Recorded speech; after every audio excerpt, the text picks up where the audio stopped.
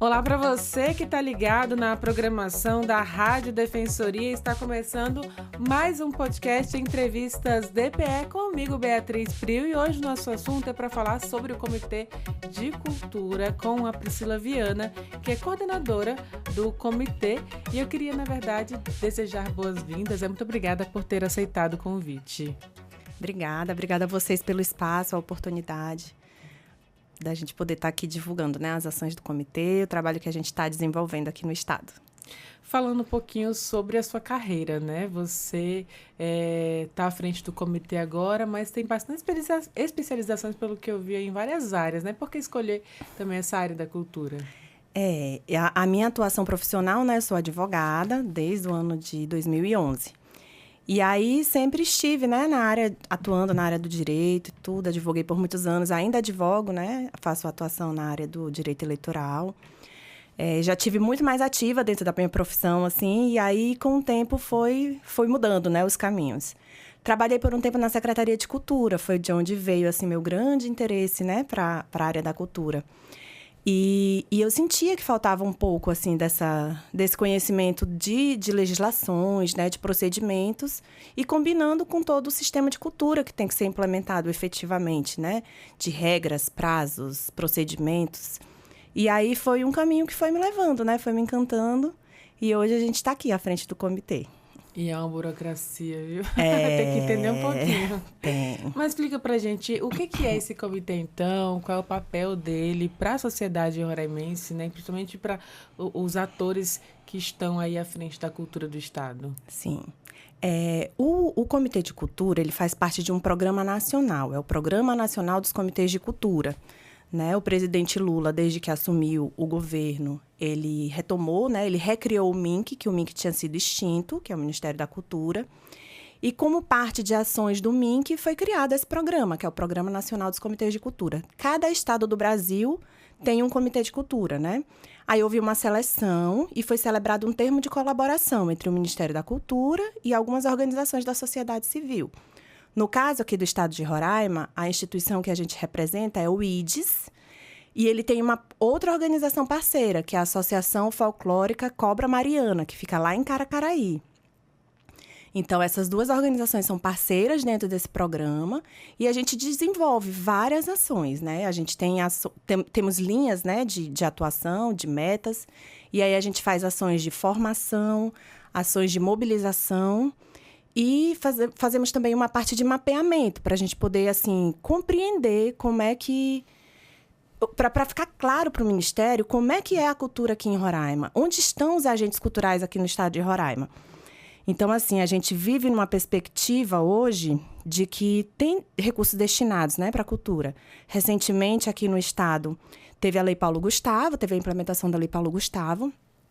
Foram selecionados, né, eles já estão em fase de assina, né? Estão assinando os termos de execução cultural, mas foram selecionados mais de 500 projetos culturais, né? Entre shows, videoclipes, né? Tem toda uma área do audiovisual, mas também as quadrilhas juninas, o artesanato, né? A cultura indígena, tudo isso teve projetos ali dentro que foram contemplados e vão ser desenvolvidos aí, né? Durante os próximos anos.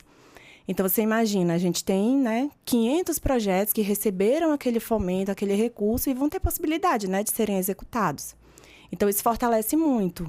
O comitê ele vem trabalhando como uma ponte, porque às vezes as pessoas não têm essa habilidade para conseguir escrever um projeto, para desenvolver a ideia.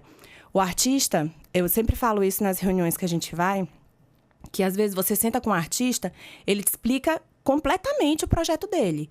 Ele sabe que ele vai fazer um show, para ele fazer o show, ele sabe tudo que ele precisa, desde o cabo ao microfone, a, sei lá, bailarino, produção, tudo ele sabe. Mas às vezes tem uma barreira nisso, né? A pessoa não consegue escrever isso, não consegue colocar no papel isso. E aí, quando você vai concorrer dentro de um edital, uma outra pessoa que vai ler aquele projeto, uma outra pessoa. Então, às vezes, você não consegue fazer essa comunicação. O comitê, ele serve como uma ponte dentro disso, né? De facilitar a comunicação, explicar os editais, né? Explicar as maneiras de inscrições, para que os agentes culturais tenham mais habilidade dentro disso. Como esses recursos que são destinados a cultura, ele é uma coisa nova, né? Então, as pessoas ainda não têm essa familiaridade Então, a gente vem com essa estrutura para poder fazer essa ponte, né? Fazer esses esclarecimentos. A gente tem feito muito, são 2 oficinas que a gente tem feito, que é explicando os editais, né? Assim que lança o edital, a gente já pega a equipe, todo mundo vai ler o edital, vai compreender aquele edital e vamos explicar esses editais para os agentes lá do local. E a gente faz uma outra oficina, que é uma oficina de portfólio. Porque o portfólio ele é muito importante, né, na vida do artista, que é a maneira dele apresentar o trabalho dele ali dentro, né, da atuação profissional. Então, a gente vem, né, explicando ferramentas. Hoje em dia, a gente tem as inteligências artificiais, né, que hoje ajudam muito a desenvolver esses portfólios e tudo. Então, e às vezes a pessoa não conhece e não sabe manusear. E aí, a gente vai, né, colaborando para a pessoa ter esse acesso, compreender tudo e tentando desenvolver.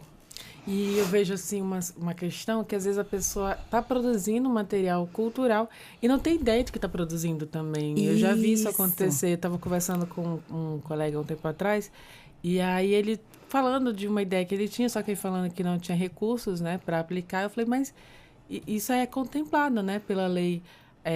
Eu não lembro agora se eu falei a Aldir Blanc ou se foi a do Paulo Gustavo, né?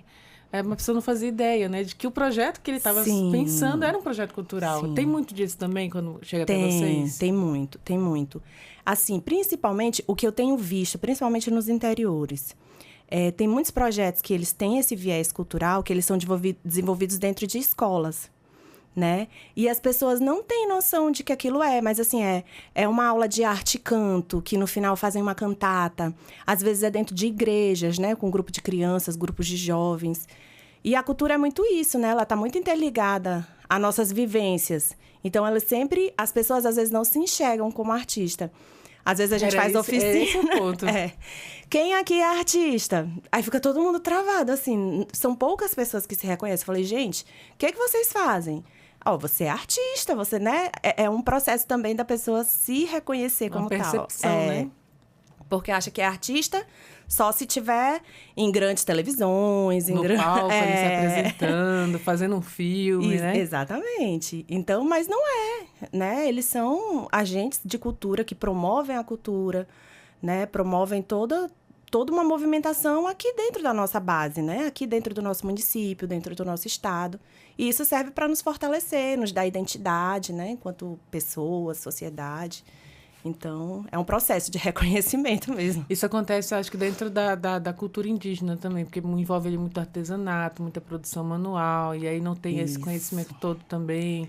Como é que vocês alcançam também a produção cultural indígena? A cultura indígena, assim, a gente tem passado, assim, um diálogo com várias instituições. Recentemente teve um seminário, um congresso internacional indígena.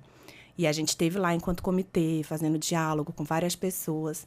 Agora, em outubro, a gente tem uma programação para fazer oficinas lá na Raposa Serra do Sol.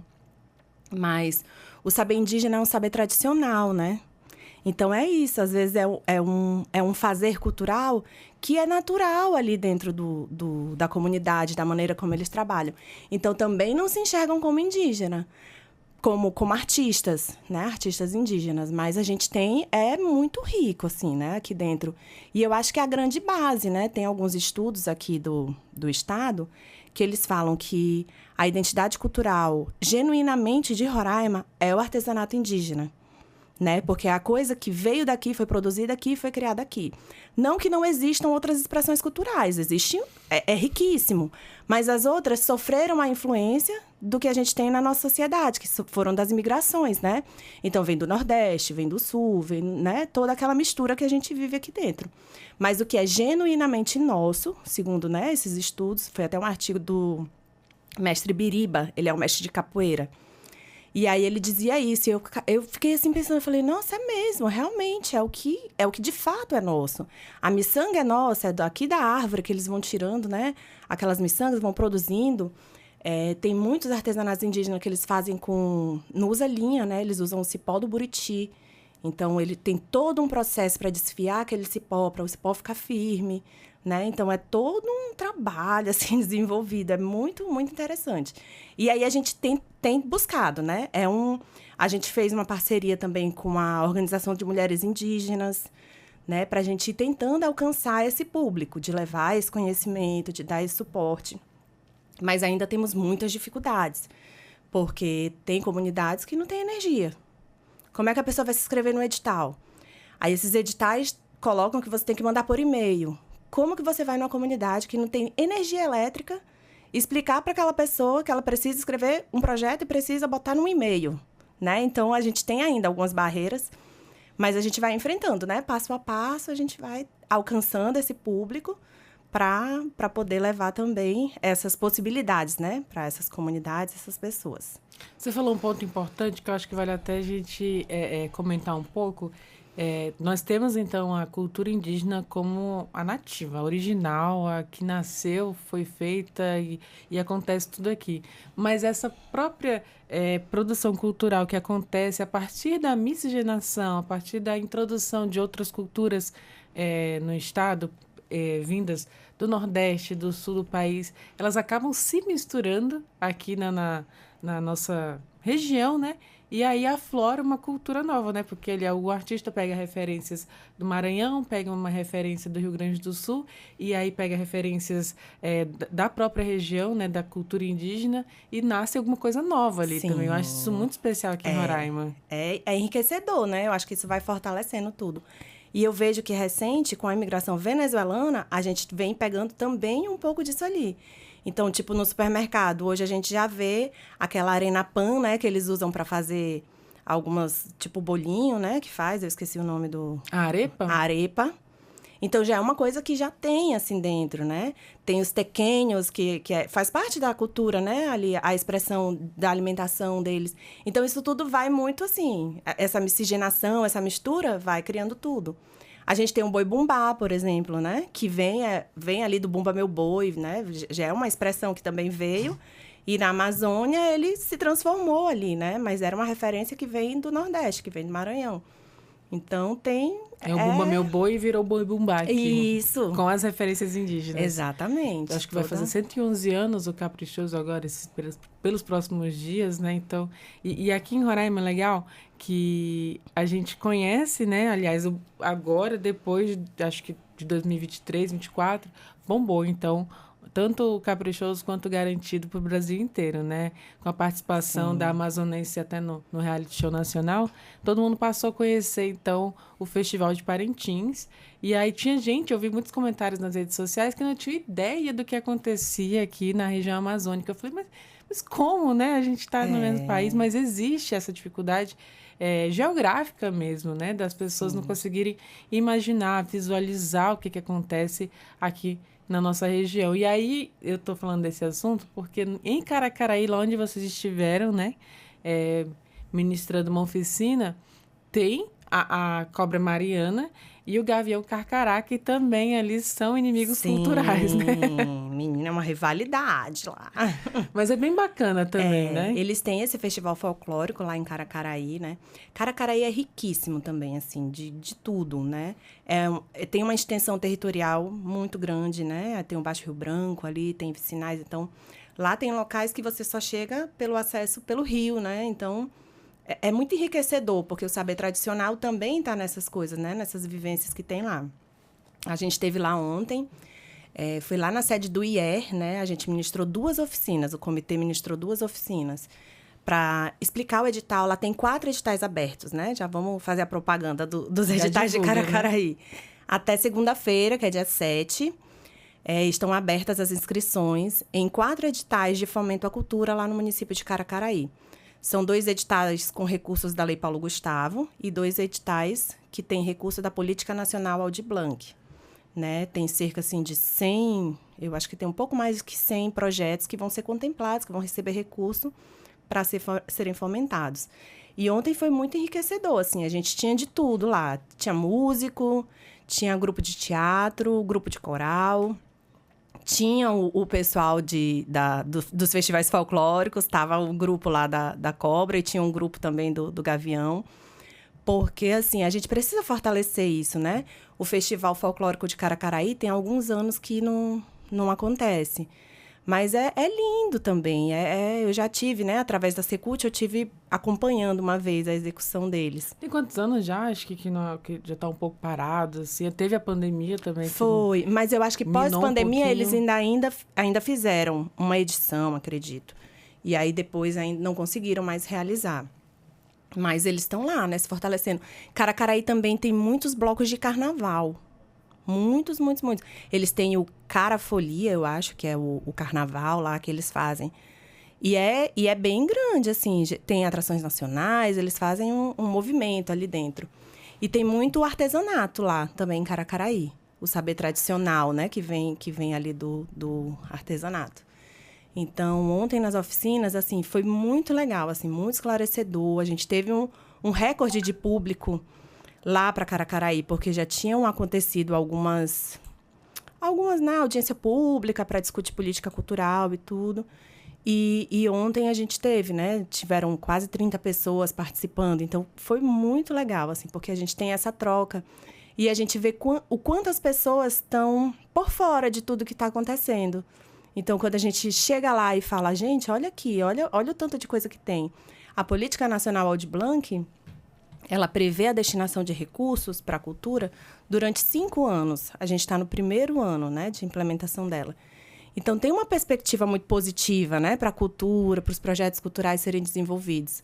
Então, o pessoal, assim, no final, estava todo mundo bem, bem encantado, assim, né, porque geralmente o artista, ele tira do bolso para financiar os projetos dele. E muitas vezes, ele para de realizar aquilo ali por falta de incentivo, não tem recursos, né? Todo mundo tem que trabalhar, todo mundo tem família, todo mundo...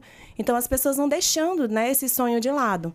E quando vem essa perspectiva de você conseguir, né, ter um recurso, realizar aquilo ali... Eu lembro que ontem estava participando, eu não vou recordar agora o nome, mas é um compositor, né? E ele compõe músicas regionais, estilo Roraimeira e tudo. E ele fez uma apresentação lá pra gente, assim, é uma coisa linda, composições próprias, assim, riquíssimas, contando a história ali do Rio, das lendas, né? Nas composições dele tem muito disso, assim, é muito bonito. Então, foi um momento bem especial ontem, assim, e eu vejo que Caracaraí vai dar certo, vai ter muitas inscrições. E aí uma das oficinas que foram ministradas foi o Desmistificando o Edital para a Cultura, né? Você falou um pouquinho de como é burocrático, de como é difícil colocar isso no papel, porque o artista, ele é visual, ele é auditivo, né? Se for um artista musical, ele consegue ver o mundo com outros olhos, né? E eu acho que cada um de nós tem um pouquinho disso também. Sim. Mas transferir isso para o papel, porque tem que ter um projeto, tem uma linguagem diferente também para a escrita, né, de um projeto. O que é o mais desafiador? Quais eram as principais dúvidas também desse público que estava lá recebendo essas informações nessa oficina? Geralmente, o artista, ele se assusta na hora que ele já vê o edital, né? Que aí ele abre aquele arquivo, ele vê tem 30 páginas, ele fala, meu Deus. Um monte de letrinha miudinha. Não tem pra quê? E aí já começa a confusão. Mas, assim, o que eu sempre digo a eles... isso também é um recurso público. E por ser um recurso público, a gente precisa ter seriedade, precisa ter transparência nas aplicações, na maneira como você vai utilizar. E por isso a necessidade de você fazer sua inscrição, levar seu documento, escrever seu projeto. E as pessoas ainda têm essa dificuldade. Eu acho que as maiores dificuldades são na hora de colocar, por exemplo, metas. Você precisa estabelecer as metas, que elas precisam ser cumpridas. Você precisa fazer um cronograma financeiro, né, de desembolso financeiro, como é que você vai destinar aquele recurso ali dentro. Então, as pessoas ainda têm, né? Mas eu acho que é porque é muito novo, né? Isso tudo tem sido políticas que vêm sendo implementadas recente. Então, a ideia é que o quê? É que eles vão tendo esse contato e vão compreendendo que aquilo não é um bicho de 7 cabeças. E é através daquilo ali que eles vão conseguir recursos para desenvolver os projetos. Então, a gente precisa ir tomando posse desse conhecimento, né? E compreendendo, e lendo. A gente sabe que muitas pessoas têm muitas limitações. Inclusive, lá em Caracaraí, o edital, ele prevê que a pessoa pode fazer um vídeo do projeto dela. Então, às vezes, eu não tenho, não sou alfabetizado, não consigo, não sei escrever, não consigo. Mas aí a pessoa pode pegar, com o suporte de alguém, grava um vídeo e vai explicando, meu projeto é assim, eu vou fazer isso, vou fazer aquilo. E você desenvolve através do vídeo e consegue explicar. E isso é uma maneira, né, também de facilitar também, né? Permitir o acesso, né, a outras pessoas. Porque a gente sabe que nem todo mundo tem, né, um conhecimento, assim, uma expertise. Mas a ideia é que as pessoas compreendam que isso também não é um bicho de 7 cabeças, né? Que é possível. A gente precisa dialogar, né, com os municípios, com o Estado, para a gente ficar cada vez mais, né, mais flexível, de uma maneira mais clara, que não tem, os editais não tenham aquela linguagem que a pessoa não compreende de jeito nenhum, né? Que venham uma linguagem mais simples, né? Um passo a passo, alguma coisa assim mais didático, né? Mais próximo da realidade do que são os agentes culturais aqui do nosso estado.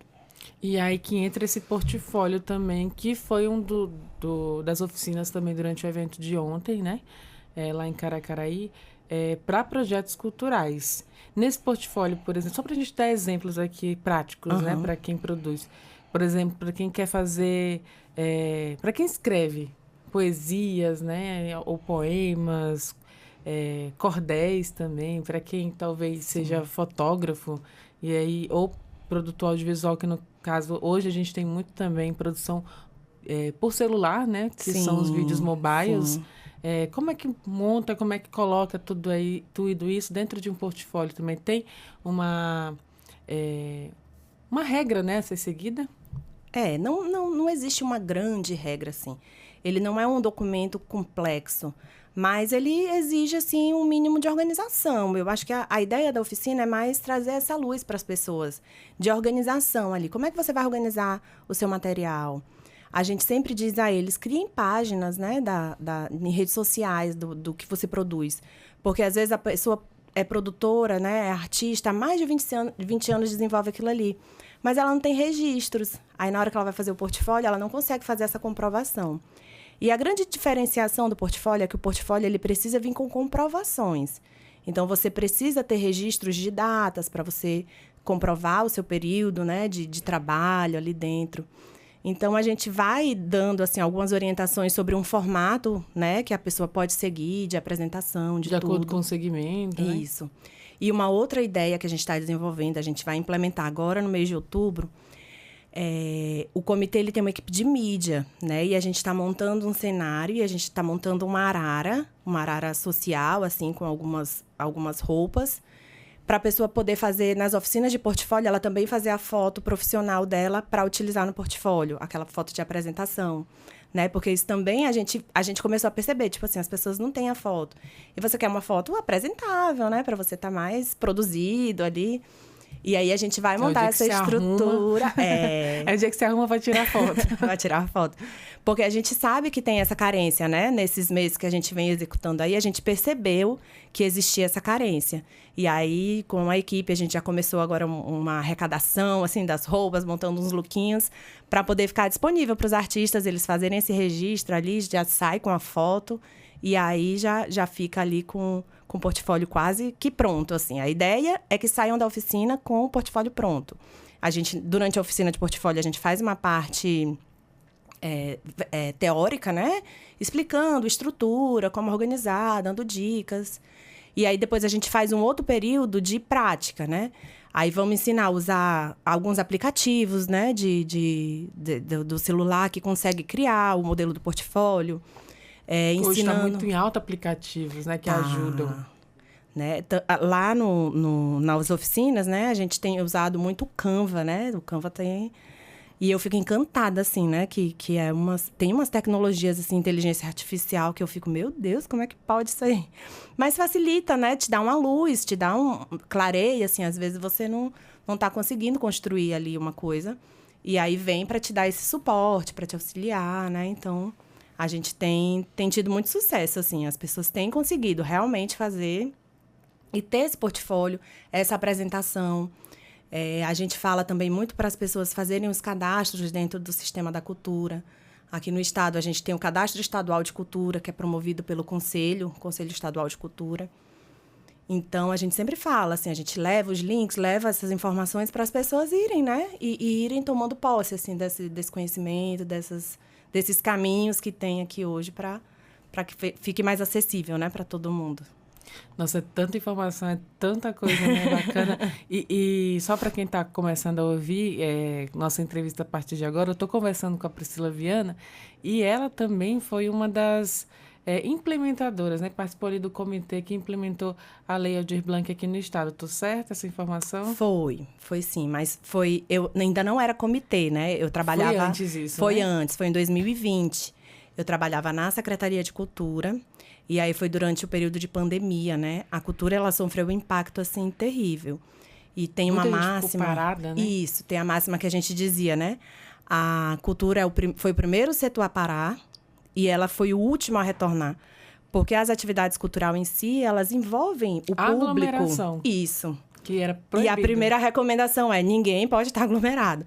Então, teatros fecharam, casa de shows fecharam. Toda essa área do cultural e do entretenimento pararam. E aí sofreram os impactos, porque você tem toda uma cadeia de produção ali dentro.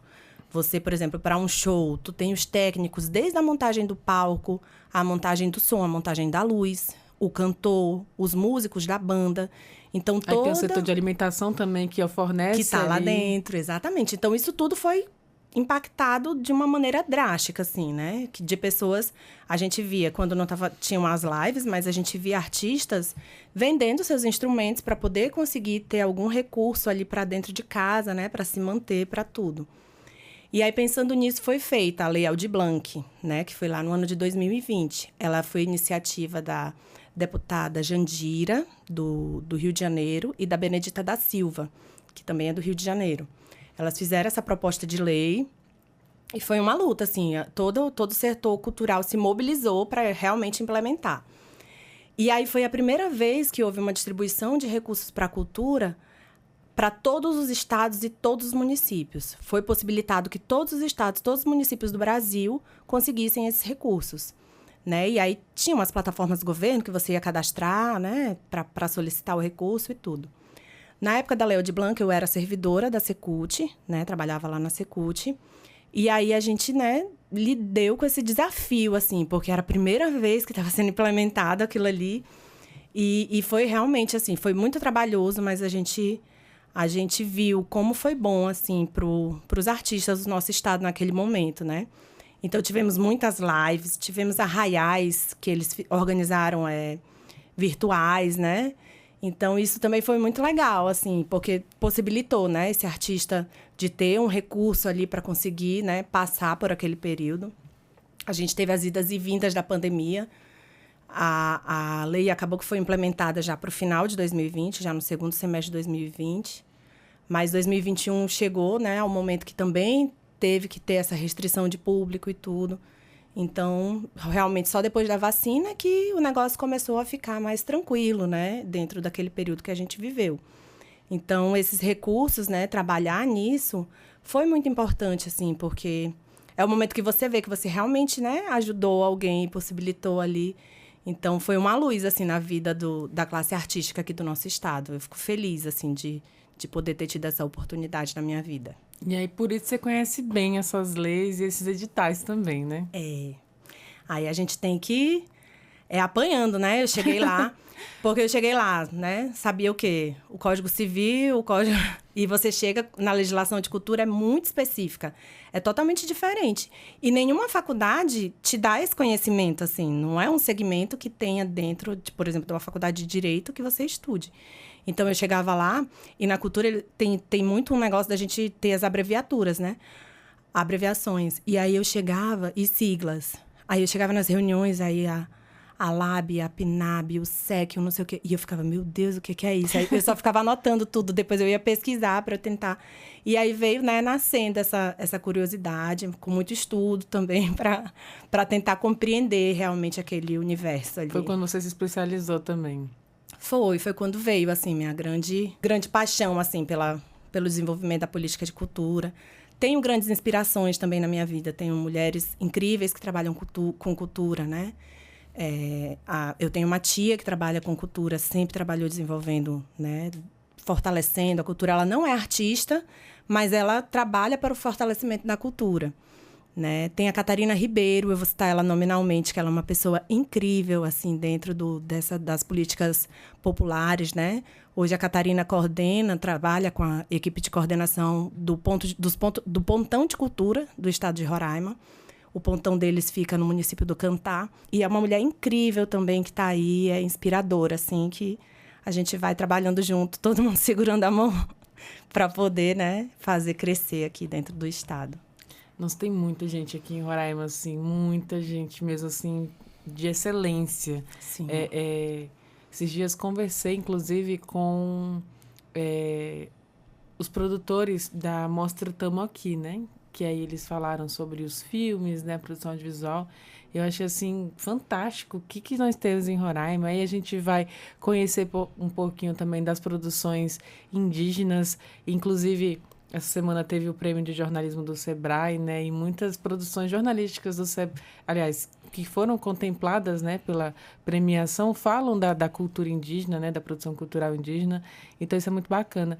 E para que essas pessoas sejam contempladas, temos, então, esse Comitê de Cultura, que eu estou conversando aqui com a Priscila Viana. Existem outros planos para executar novas oficinas, né? Outros municípios devem ser contemplados? O que tem de planejamento do comitê? O comitê, ele começou a atuação dele esse ano, né? Mas ele vai ter uma atuação por um período de 24 meses. Então, a previsão é até o comecinho de 2026. E durante todo esse período a gente vai estar desenvolvendo, né, várias ações, né, de formação, de qualificação para a área cultural, né? A gente tem o planejamento, a gente faz planejamento semestral, né? Então, agora em outubro é o último mês e a gente vai começar a planejar o próximo semestre. Mas a gente já tem, esse mês a gente vai em área indígena, né? Vamos lá na Raposa. A gente está também articulando para participar de alguns outros eventos, né? Desenvolver algumas ações com o Pontão de Cultura, com a Secretaria de Cultura do Estado, dos municípios. Então, a gente está numa construção, né? Então, a gente tem redes sociais, que tem a página no Instagram, no Facebook, que lá a gente sempre divulga todas as agendas, todas as ações, para as pessoas ficarem, né, por dentro da nossa programação. Qual é mesmo a rede social, só para a gente já pesquisar aqui, já seguir e também já divulgar? Comitê de Cultura RR. Tanto no Instagram como no Facebook. Olha, eu já achei aqui, já coloquei para seguir. Pronto. E você que está nos acompanhando também nessa entrevista, repete mais uma vez. Comitê de Cultura RR. Olha, então, 100 pontos, de tudo juntinho. Direto, né? Direto. E eu acho muito interessante que os artistas, produtores musicais, produtores de audiovisuais, fotógrafos, as pessoas que trabalham hoje, inclusive, com redes sociais, com vídeos, né, feitos com celular, quem trabalha na área de alguma produção também até gastronômica, né, que seja cultural, com livros, com poesias, com o artesanato indígena, ou com o artesanato também não indígena. Todo mundo pode ser contemplado também por esses editais. E o comitê está disposto, então, a ajudar. Certinho? Isso, exatamente. A gente está aqui para participar dessa construção e dar o suporte que o artista precisar. Desde a escrita do projeto, algum suporte que ele precise para o desenvolvimento, alguma orientação, a gente está aí com a equipe para poder fortalecer. Qual o tamanho da equipe? É uma equipe pequena, equipe compacta? São 9 pessoas. São 9 pessoas dedicadas exclusivamente ao comitê, né? Dentro do Instituto, existem outros projetos, né? De musicalização, aí tem mais algumas pessoas na equipe. Mas voltadas especificamente ao comitê, são 9 pessoas. 3 pessoas em Caracaraí e 6 pessoas aqui em Boa Vista. Caracaraí, então, tem uma força muito grande mesmo, Tem. Estamos lá também. Então é isso. Eu queria agradecer você por ter vindo aqui. Vou deixar um espaço também para você fazer essas considerações. Falar alguma coisa que a gente tenha esquecido aqui, que tenha deixado passar em branco. Eu só quero reiterar, né, que o comitê está de portas abertas. A gente fica, né, feliz com o espaço, te agradece também por isso, agradece a Defensoria, que também é fundamental, né, na construção da nossa sociedade, com o trabalho que é desenvolvido. E o comitê está de portas abertas, a gente segue junto aí com a comunidade cultural para a gente fortalecer cada vez mais a nossa cultura, o desenvolvimento da nossa cultura aqui no nosso estado. Obrigada. Mais uma vez te agradeço, viu? Muito obrigada, parabéns para você, parabéns para o Comitê de Cultura aqui de Roraima, e desejo muito sucesso mesmo aí para vocês, né, como comitê, mas também para todos os artistas que nós temos e produtores culturais do nosso estado. E a gente vai encerrando, então, mais uma entrevista aqui do Entrevistas DPE, desse podcast. Eu te lembro que você pode acompanhar essa e outras entrevistas acessando os canais oficiais da Defensoria Pública de Roraima, tanto no Spotify quanto no Deezer e também no YouTube. Basta procurar por Defensoria RR. Muito obrigada pela sua companhia e até o nosso próximo encontro. Tchau, tchau!